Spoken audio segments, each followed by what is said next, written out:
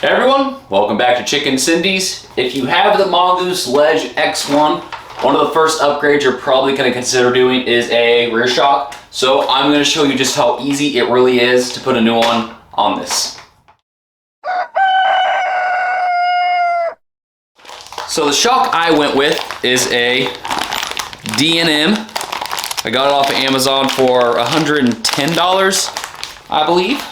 So here's the rear shock I went with. It is a D&M. It is 165 millimeter eye to eye.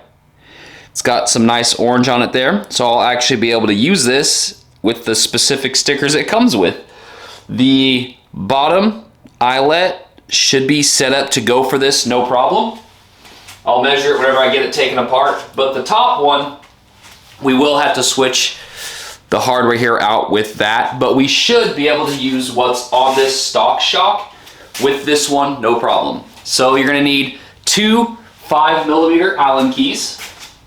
And the reason why you need two is because you need one for each side of the bolt. You're just trying to take out these bolts.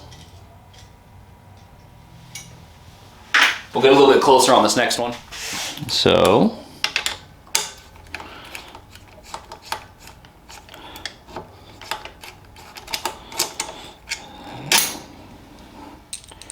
all right, we'll get some measurements here too, just in case people do want to know what the actual measurements are. And we'll get the weights of the shocks and the differences as well.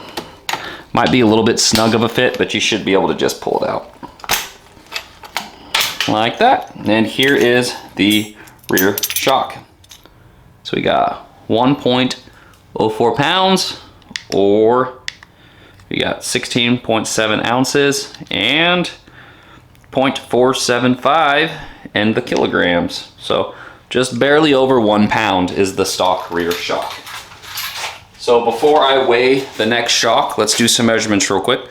So the bottom is 23.9, so right at 24 millimeters.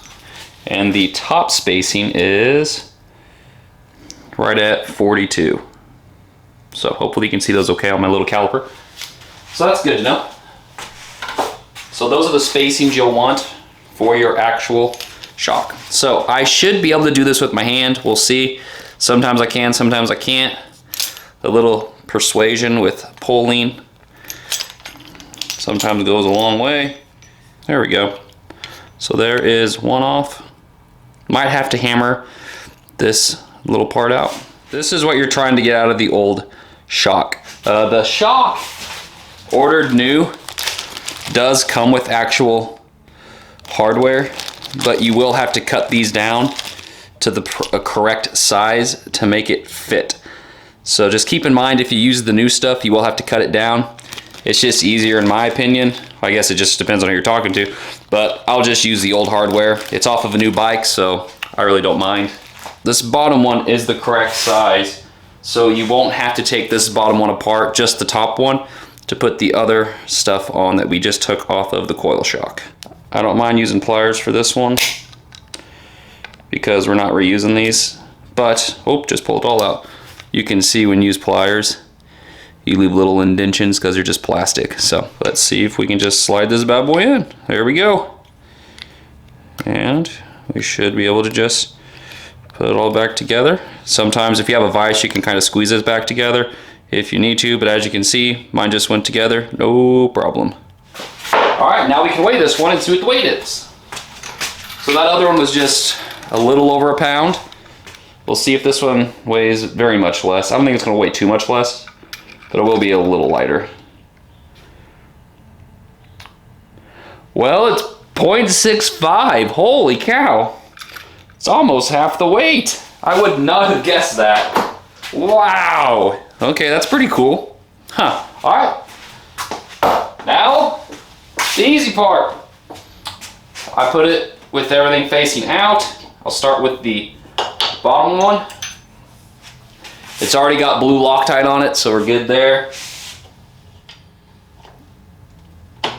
Okay. Now we'll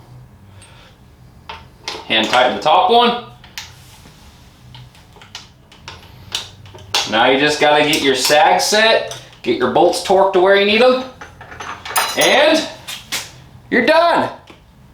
So I personally like this D&M shock because it has an actual lockout. It also has rebound adjustments, which I really like. So I think it just comes with, for the price, I think it comes with better options than what some of the cheaper ones will actually come with. But I'm very excited over starting to upgrade this thing. I'm sure if you notice the rear, it's entirely different than what stock is, and there will be a video over that here soon. But now that I have the first bride video out, I can start kind of doing the upgrading. But I'm super excited to continue working on this. But I just wanted to share this real quick. It's gonna be a shorter video. But I mean, you can tell real time, it doesn't take very long to upgrade a rear shock on this bike, and you can use all the stock hardware. So I just wanted to get this out. Some of you that are rocking a Mongoose Ledge X1 now, so feel free to upgrade that, and it's very simple. Like I said, a hammer, potentially pliers, and 2 5mm, and you're good to go. But any questions, put them down in the comments. Thank you so much for tuning in, and until next time, everybody take care.